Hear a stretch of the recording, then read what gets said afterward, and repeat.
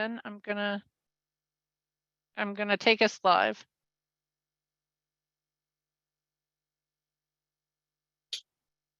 Are we ready? Yep. All right. Greeting everyone, and we invite you to the second installment of a conversation that began, I think, a couple of weeks ago on school suspensions and the impact that they are having on our community. And Reverend Matthew Watts is again with us tonight, who has done a lot of work along this line, in addition to what I call, in the best sense, the unholy trinity, which included Rick Martin and Kenny Hale, because they were also presidents of the Charleston branch NAACP in succession.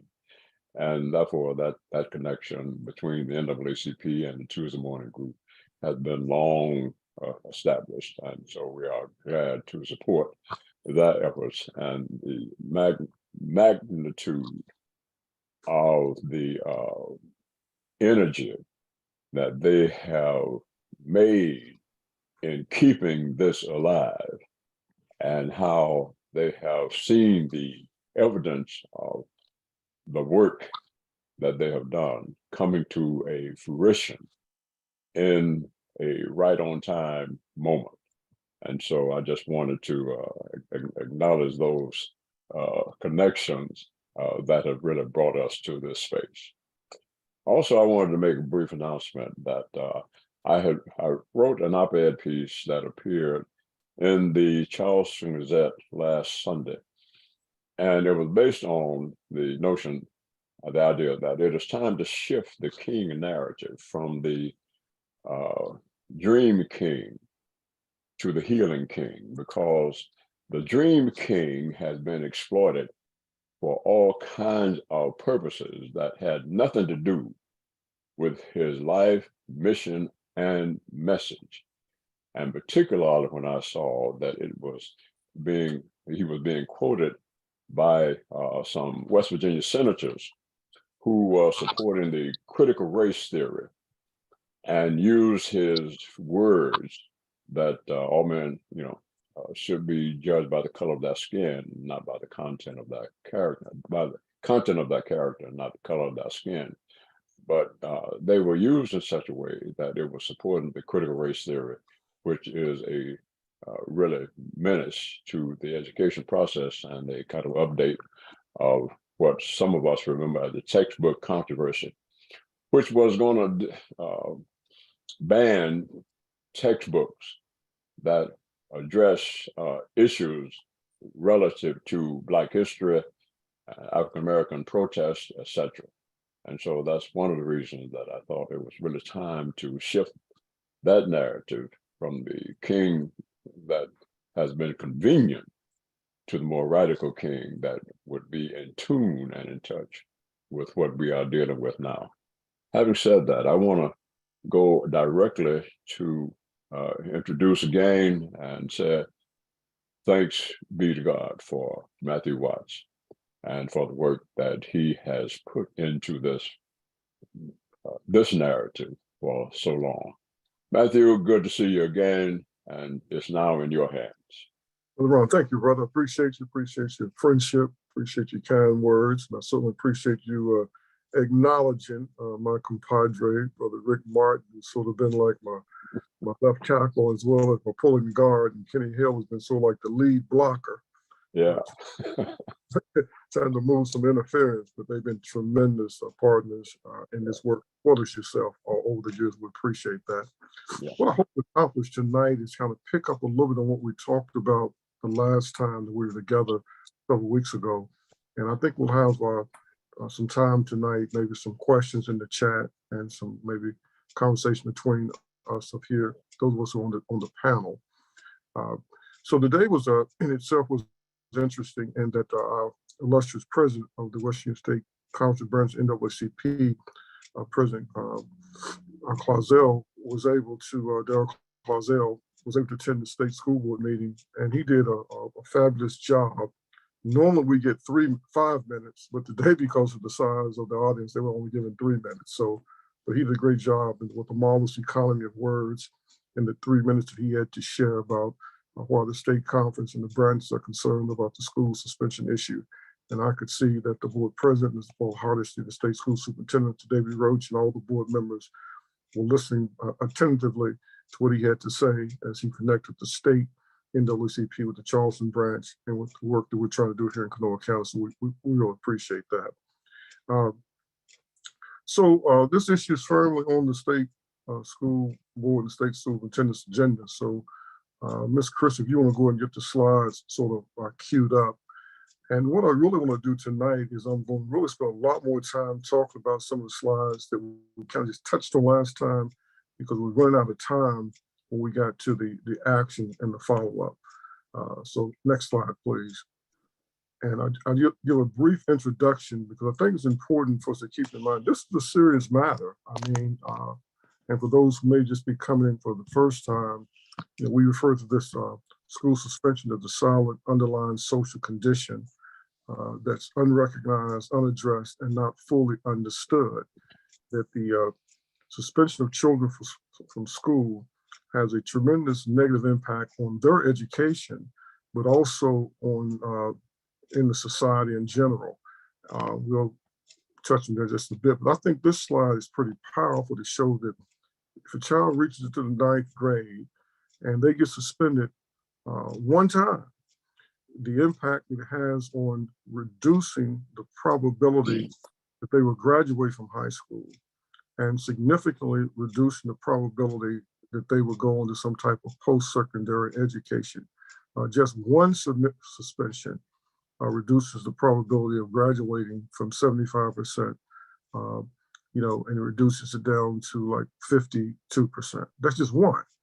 So with each suspension, the probability of graduation decreases, the probability of dropping out increases, and the probability of post-secondary education significantly decreases. And it's important for us to keep that in mind, that these school suspensions have collateral consequences that extend for years in that individual's life, but also impacting their children, their family, their community. Next slide.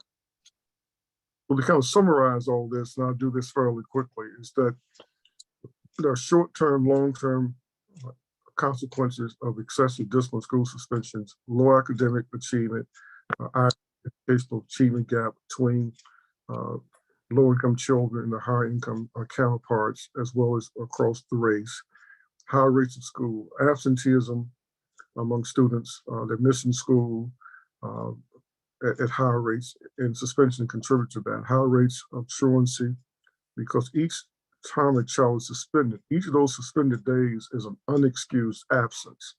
And in the state of West Virginia, 10 unexcused absences results in a child being declared truant, at which time the County Board of Education or that school can file a truancy petition against the parent and against the child. And truancy is the #1 status offense that brings children into the juvenile justice system. And in some cases, they're removed from their homes by judges and placed in some type of alternative home situation, and even secured confinement to get them to go to school. Next slide. So it also contributes to higher rates of contact with the juvenile justice system, as I pointed out.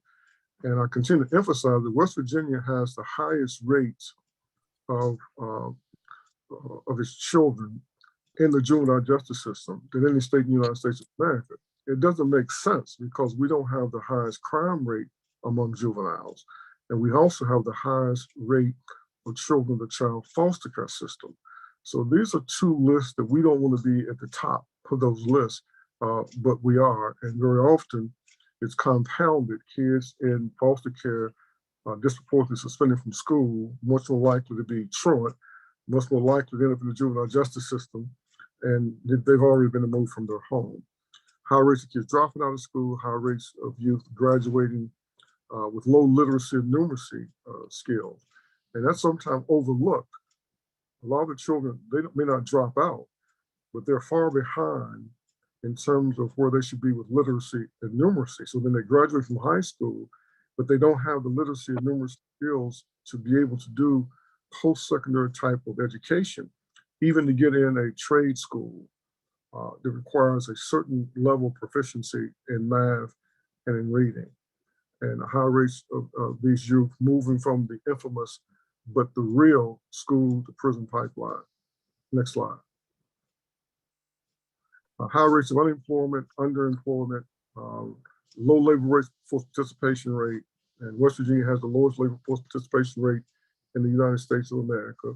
And as I was sharing with an elected official today, that when you look at the current educational levels of West Virginia students, where we are, I predict that we will see even a decrease in our labor force participation rate because of the low number of youth, percentage of youth that's going into post-secondary education, right?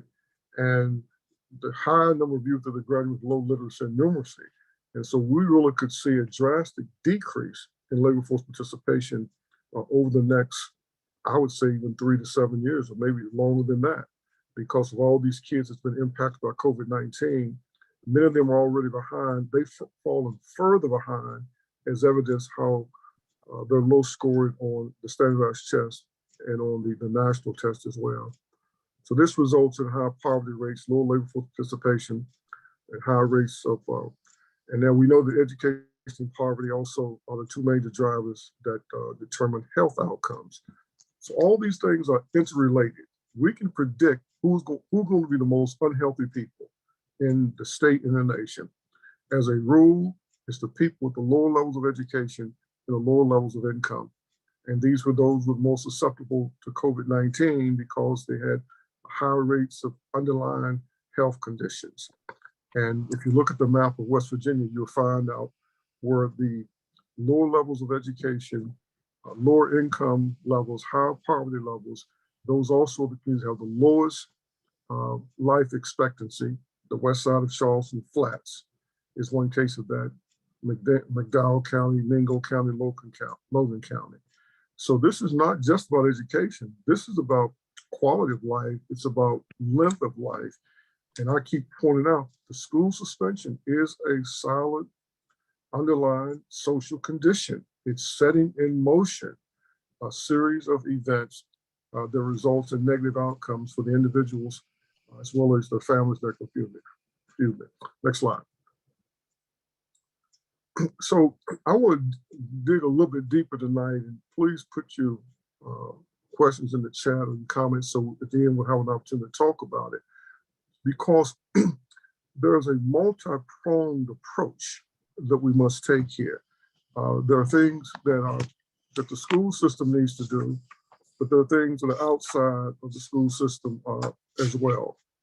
And so first, the strategies or steps that the West Virginia Board of Education should take. And there are some things that they should take. The Tuesday Morning Group have submitted some of these recommendations to them for their consideration, and we hope that they will undertake them. Number one is to compile reports for each of the 55 counties. I will continue to underscore that this problem cannot be solved by the legislature. It cannot be corrected by the West Virginia Department of Education, nor the West Virginia State School Board. It really has to happen at the local level, at the ground level of the local school and the local school board.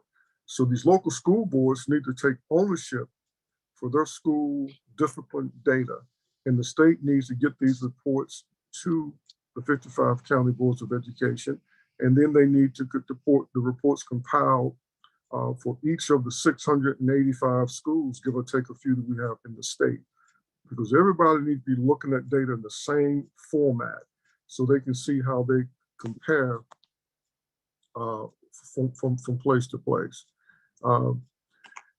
And then as we move the data from the state to the county and the local school level, then we've got to get advocacy groups like the Charleston branch NAACP and the other local branch of NAACPs and the other groups, whether it's fraternities, sororities, lodges, faith-based organizations that's concerned about this issue, to realize they got to work together at the local level. And now we move to the local school level, because each school has what's called a local School Improvement Council, LSIC.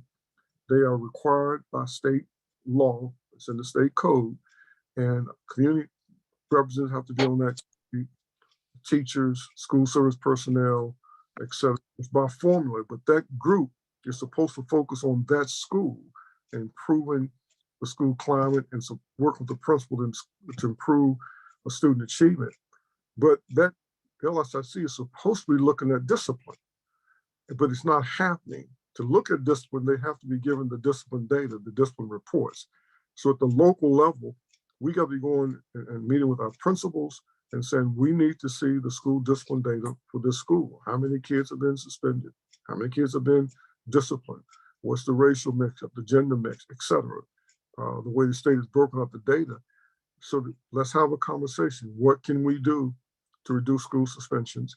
And even for the kids that are suspended, what are we doing to try to make sure that we get them back in school as quickly as possible, and to try to continue to provide them with education, because we by law still have to educate these children, and the counties are still receiving the money to educate them, even for the days that they're suspended from school. Next slide. We've committed this to the state board. We believe that the state needs to convene a statewide student school discipline zone, some type of virtual summit, so that there's a statement made by the state school board president and the state school superintendent of them taking ownership of their role and their responsibility to fully educate the public about this issue and how they can engage in it. And then that should serve as a model for each local school board. So for example, in Kanawha County, where we are, or Marion County, or Berkeley County, wherever, this has to become local. We have to start looking at what's happening locally and getting the local school boards and the local superintendent's offices to realize that they have a responsibility to educate the public and then to engage the public's support. We think we've done almost as much as we can do at the state level. We'll continue to be at the state school board meetings as President Darrell Clauzel and I were today. We think we do have their attention. We will continue to advocate for them to get these reports, which they say they were going to do. But at the same time, there needs to be groundwork now happening at the local county level and at the local school level, because we've got to move these people to engage with us. We actually support the efforts of Hope CDC and the Wild Wonderful Health at Charleston West Side Initiative and our network of partners. The state school superintendent's office, state board has declared the West Side to be a pilot community. It hasn't gotten kicked off yet, but they are hiring the people that will be a part of this project. And our goal is to develop a pilot that can serve as a template for the rest of the states, and they can help move this issue from the West Side to other communities as they have the benefit of learning from some things that we are able to glean and get documented. Next slide.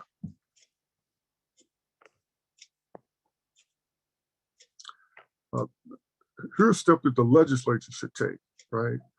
And the previous step was the step that the state school board and state department of education, and then things that can happen at the local level. But there's some things the legislature can do. And one of those things that they can allocate funds. They can allocate funds, and we would like to see funds allocated to the State Workforce Development Board, because there's some things that they need to do at the State Workforce Development Board that would target our older youth, say at the middle school, late middle school, high school level, because they're old enough to work, and we'll delineate those in a moment. But the legislature can allocate dollars. They can allocate funds to support the community component of special community development school pilot programs. And we'll unpack that a little bit more. But that's a major action item we have this legislative session to get the legislature to allocate dollars at the local community level, not to the local school systems, but to the local, at the local community level, to community-based organizations, nonprofit organizations, NAACP branches, fraternities, lodges, even church groups that do tutoring and mentoring programs. That's where we need to get resources so that those groups that are closer to families and the children, and they can engage them in non-school times, evenings, weekends, even in summers to augment their education, to try to do some academic recovery, as well as just to give them tutoring and mentoring and the benefit of the caring adults that's in the community. We're specifically asking, and I will report, I had a brief conversation yesterday with the Senate Minority, House Minority Leader Doug Scaff, and with the Delegate Mike Pushkin, encouraging them to meet with the House Speaker, Roger Hanshaw, and with the House Education Chair, Delegate Dr. Joe Ellington, encouraging them to convene a public hearing on school discipline and suspensions during the legislative session. It's my understanding that the House, they do convene hearings, the Senate do not. But many of us have went to hearings in the past. I think Reverend English, you spoke very eloquently, I believe, last year on a hearing that was held on critical race or race theory. So we're asking them to convene a hearing during the legislative session to where the Western Department of Education will have to come and share the school discipline information, discipline report, and so the public can hear for themselves during the legislative session that this is an issue that this legislature should be responding to. And hopefully that would set the stage for the item there. The legislation was passed in 2020, which was at the time Senate Bill 723. Now it's in the code itself, Chapter 18, Article 2, Section 43, Action to Address School Discipline. Very simple bill that was passed into law, but it had a lot of meat to it. And basically the State Department of Education was to compile, gather, compile, and analyze data, develop a report, develop a statewide plan, implement that statewide plan, and then report back to the legislature. This last year, actually. But they got the report compiled, but they have not developed or implemented a plan. So the Tuesday Morning Group believes that this statute needs to be amended, and they need to have to report to the legislature every year, not every 2 years. And that we would like to see reports also during the legislative interim periods to keep this matter before the public, and even as importantly, keeping it before the legislature. Next slide. So here are things that the State Workforce Development Board can do, but they need funding to do it because the funding they receive now from the federal government is not adequate to do what needs to be done. So now think about it. We've got a group of kids that's in the 8th grade, moving to the 9th grade. These are 14-year-old young people. They don't have a lot of time left in school, right? They got 3 or 4 years at most that's left. But many of them are reading well below their grade level, and their math skills are absolutely deplorable. So we're saying we've got to focus with some intensity upon these young people because we got to get them ready for some type of post-secondary education, job training, apprenticeship programs, something to get them a marketable skill where they can make a livable job. So there's an excellent program that the Western Vocational Rehabilitation Services has, but they can only provide service to children that have a disability. And we think that every child will benefit from their career pathways, the career awareness program. And now I'm of the position that maybe it should be a graduation requirement, that every child comes out of high school with a career plan. That we shouldn't send the kids to school for 14 years, right? 12 years of school, kindergarten, preschool, and then they leave school 14 years without a plan. And that plan may be something as simple as they're going into the military, they're going into some type of job training program.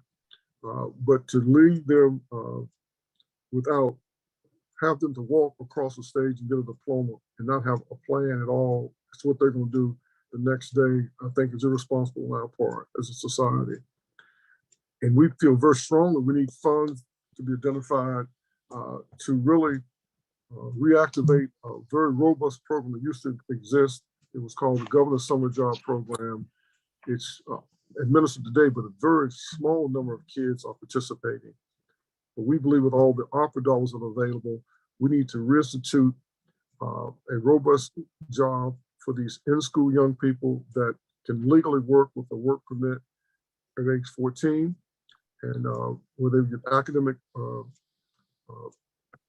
don't want to call it academic enrichment, or what I like to call it, career awareness, as well as an opportunity to work during these summer months, where we try to do something more constructive, just let these kids just kind of wander around aimlessly. Next slide.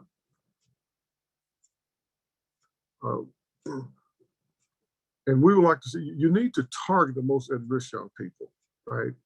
If not, they never get to the program. So sometimes somebody really target the kids in the juvenile justice system, kids in foster care system, youth that's been chronically suspended from school, youth that's been incarcerated, et cetera, to try to give these kids maybe their last chance.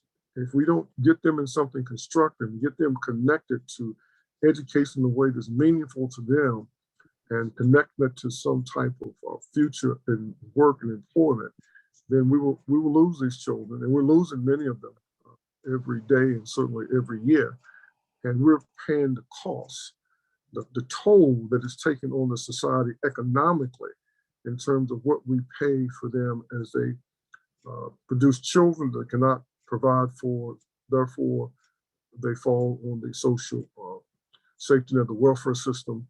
Some of them end up with substance misuse problems, and that basically marginalizes them in many cases for employment for most of their lives. Others end up in the criminal justice system. So, I mean, we pay almost $100,000 a year for a child to go into the juvenile justice system. We pay nearly $200,000 a year. We have to send them out of state to some type of facility where we have several hundred kids at any given time. And of course, we're going to pay $35,000, $40,000 a year for them to be in prison. These are real numbers. They're not fabricated. And we will pay that for many, many years after paying to get all of them education, which we don't get a return on. We developed and implemented a special project to recruit this, what they call this disconnected group of young people. They're 16 to 24 years of age. They're not in school. They're not in working, but over 23% of them already have children. And it's estimated somewhere between 50 to 55,000 young people in West Virginia, 16 to 24, not in school and that are not working. And we need to get them reconnected. Education that leads to employment. Next slide.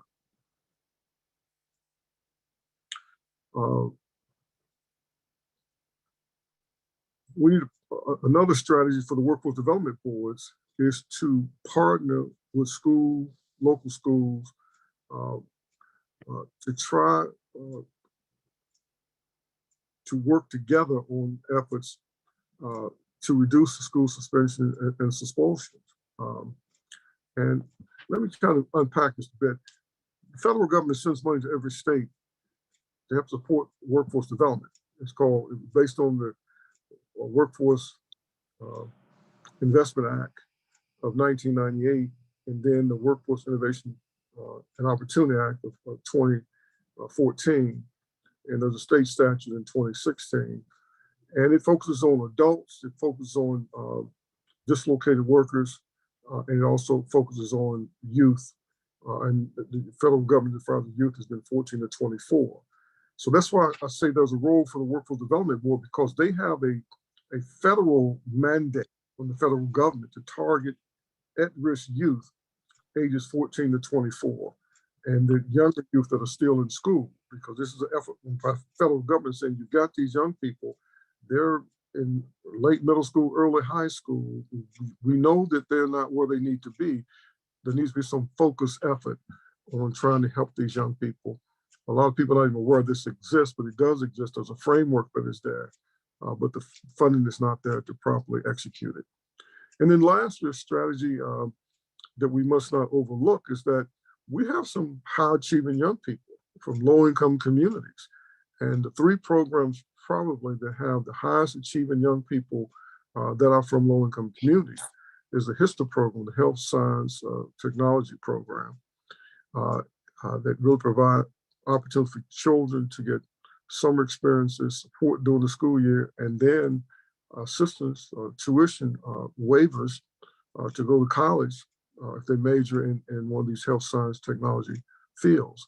And then we have the Upward Bound program, which is one of the best programs we've ever had in terms of first-time college goers. My family was a recipient of that. My second oldest sister, first person of my family to go to college, she started that track into higher education, and she went through the Upward Bound program. And then there's the Promise Scholarships that goes to the young people that score whatever it is, 23 or what it is on the ACT test and have a 3-point average or what have you. These are high achievers, and we're spending a lot of money on them. And I'm suggesting that we need to have some type of internship for these students so that we do all we can to recruit them and get them to stay in West Virginia, because we will invest educationally. We'll invest more in this group of children than we will invest in any kid that's in the public school system, right? Because they get all this extra help, tuition waivers, and all this extra support. So we should try to keep them in the state if at all possible. Next slide, I'm almost through.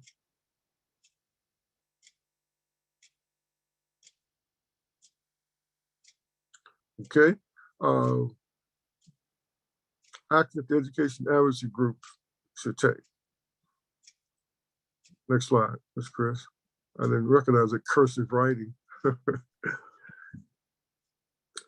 Well, there's some things we got to do. We've got to advocate, right, as advocacy groups. And we can forward letters to the state school board, the Western Department of Education, encouraging members to enact some of these ideas that have been submitted to them about getting these reports to the county boards, getting the information to local schools, and so that's something that we can do. Secondly, we can get letters to the Senate and House Education chairs in particular. Senate Education Chair is Ms. Amy Grady. The House Education Chair is Delegate Dr. Joe Ellington.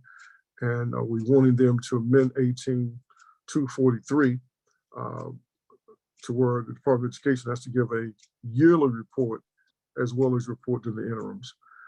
We got to continue to provide letters, and now the letters really need to go to the House Speaker and the Senate President regarding support for the economic justice, equity, and fairness movement in terms of the allocation of some of these opera dollars. And I'd like to come back and talk about that last in terms of why I believe, and the Tuesday Morning Group believes, that's still a real viable opportunity for us to try to coalesce advocacy groups around to do something that really could benefit low-income communities all over the state. Next slide. And as I said earlier, we've got to go at the local level. We got to get there, meeting with the school superintendents, reviewing and discussing the county school discipline policy, asking them, do they have school discipline data broken down by schools? Can they get it? Asking them to support us to get data from the state if they can't get it themselves. Meeting with the respective principals at the local schools to find out what's going on there with school discipline in terms of how they're actually administering the policy. And then that's where there also can be a conversation about the local school improvement councils. It's the principals that pretty much establish these local school improvement councils, creates the schedule as to when they're going to meet, and somewhat sets the agenda, even though there's supposed to be a chair that's not the principal that actually chairs the meeting. But you have to talk to local principals to find out how active the local school improvement council, how often do they meet, who are the members on the council, and then get the schedule so that one could attend and participate in those councils. Next slide. So at the end of the day, You know, we've got to become educated. That's what I'm trying to do to help get us educated about this issue. Trying to help people understand that there's a role of the local school improvement councils, as I outlined there. And that I believe the most substantial role is to review school discipline. And I said earlier, and I continue to reiterate, to review it and make recommendations, you got to know what it is. You got to have the data. You got to have the reports. And you got to have conversations with the principal and the vice principal about their approach, their philosophy toward discipline, and then inquiring from them what can be done to help us improve the behavior of our children, what can be done to reduce out of school suspensions. All right, next slide. And we got to do what we're doing here. I mean, we got to keep talking and keep educating people. People don't know what they don't know. They don't understand what they don't understand.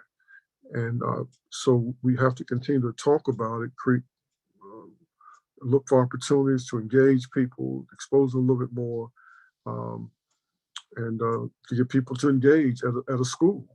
Ultimately, we're not going to change anything if we don't get people engaging at the school and trying to see what they can do to help that school improve disciplinary practices, reduce out-of-school suspensions. And I think we got to look for opportunity to try to really engage parents and students who have been impacted by school discipline and school suspensions.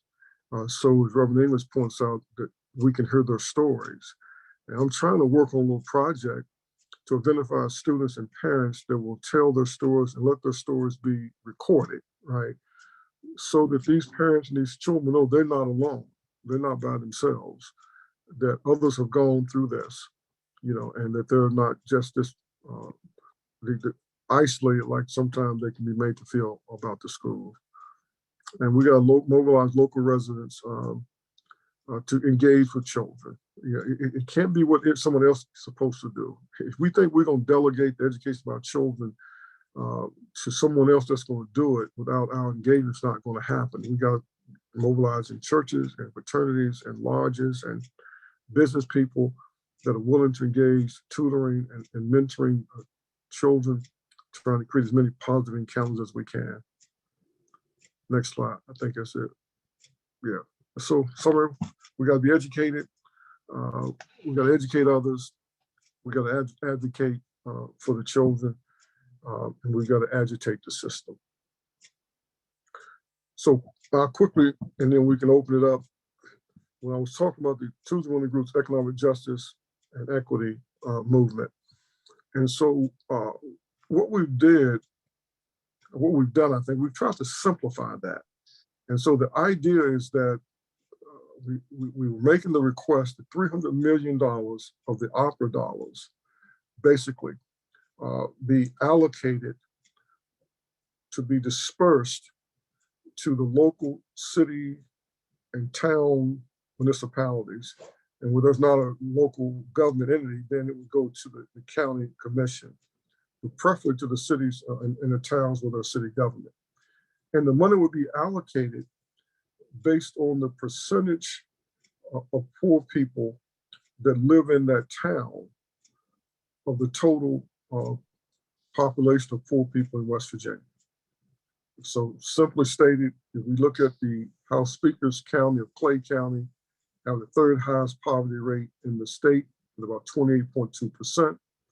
They have almost 1% of the total poor population of poor people living in Clay County, almost 1%. So we give them 1% of the money, $3 million. That would be 1% of $300 million is $3 million. So Clay County would get $3 million. The city of Charleston, for example, has a little over 3% of West Virginia's poor population. So the city of Charleston would get a little over $9 million. We think that's we think it's an equitable way to get the money back, but it also would have some guidelines in terms of the legislative framework that's a part of the TMG framework. That legislative framework would come into place to where the cities and the towns would have to use a legislative framework. So project support housing, health initiatives, education, economic initiative in terms of grants to small businesses, social service coordination, right?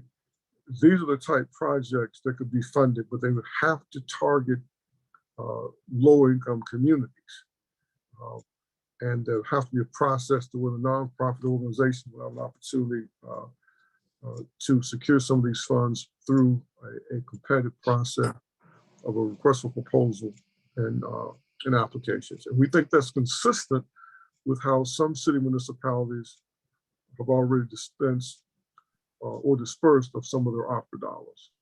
So we want it to be something be statewide, all 55 counties, every town, every city, every village, every little place would get an allocation of dollars based on the percentage of West Virginia's residents who live in poverty resides in that place. And we think that's fair and simple. I'll stop right there. All right, Pastor Watts, you again done an excellent job as far as presenting the case. And I was trying to make some notes of some of the things that you already have identified. And I believe that members on this call, if they have access, and I know you're going to provide access to the slide that you just presented that gives the information to make the case, that would be significantly shared by means beyond those folks that are on the call, but who see the need for getting that information out. As you were talking, Matthew, it occurred to me that somebody once asked Frederick Douglass, what do you do to get things done? He said, agitate, agitate, agitate. And agitation comes from when the heart is moved as well as the mind is moved to tell the story. One of the things that I was going to ask that folks on the call would consider is, after we see the information that is here, that how can we come up with a tagline that is about 3 words that would get attention? In other words, when they came up with the tagline, Black Lives Matter, that has become so popular that when you look at an NFL football game, you will see at the back of helmets that tagline, Black Lives Matter. And what I was going to ask, that if folks on the call have an idea for a tagline that would represent in 3 words or so what we are doing here. For example, one tagline could be, our kids matter. Our kids matter. And then that could lead into some of the information that Matthew has shared by way of different platforms that we have available to us. Agitation comes from information, and information that leads to a kind of a personal transformation and commitment that we need to get involved in this. It's not just about the head, it's about the heart. And something that speaks to the heart in 3 words will get attention to what is being said here tonight that can move it. And one suggestion is our kids matter, but that doesn't have to be the only one. Please put in the chat if you have other ideas that could speak a message as though you were putting it on the back of an NFL football helmet, or in some other format, or in some other place where people will pay attention. And then they might also be moved to get more information, such as what we are sharing here. And the resources for getting that information will be available here. All right, so now we're going to get responses or questions that you want to ask, and identify yourself and speak. So Reverend English, we do have a couple of questions in the chat. Can you All right. see those? Let me check up here right quick. Okay.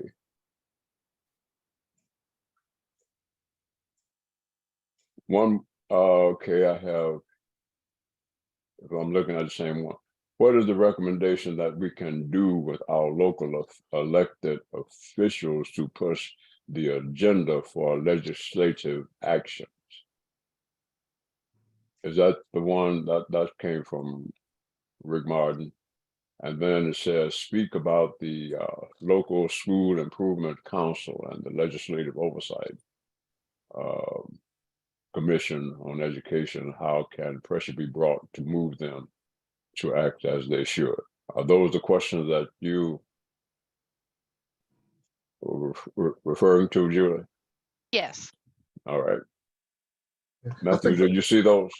I didn't see them. You articulate them clearly, so I understand where you're coming from. I think that's really quite simple. Right now, the focus really is on the House Education Chair, Joe Ellington, and the Senate Education Chair, Amy Grady, right? Because Amy Grady is now the chair of not only the Senate Education, she's also the chair of the Legislative Oversight Commission on Education Accountability. So that's where the focus needs to be. It's those people who are the chairs and the members of those committees, right? But the chairs and the vice chairs, they pretty much run those committees. Amy Grady on the Senate side, Joe Ellington, and on the House side, and that's where the focus really needs to be about getting them to amend legislation, as well as them getting them to require the Legislative Oversight Commission to provide the oversight that they should. And I think that's quite a bit about local school improvement councils. I mean, I think that question came up before I really articulated about that. Okay, got it. I just saw a couple of responses to the to that challenge. One said, our children matter, and then another one put in a hashtag, a line of West Virginia children matter. Yeah, so those are the kind of hashtags that kind of move with what we are talking about getting done and attracting attention outside of this group. If you have suggestions of what other groups should be contacted with the information that we are sharing here, would you also put those names or organizations in the chat so that we can kind of spread the word of what has been shared here beyond who has been invited or who may have missed this meeting, but may have contacts in order to help get the work done. Okay, any other questions? Those are the ones I see in the chat right now.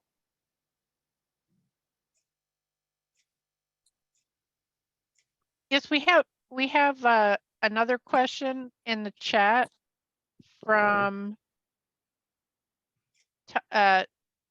Tanya Dallas Lewis. Can you see that one, or would you like me to read it? Yeah, I just saw it. Tanya Lott. Okay, agreed on the multi-pronged approach. Might we need to add a prong that includes hiring more diverse teachers with culturally responsive learning and teaching skills, moving away from the fixing kids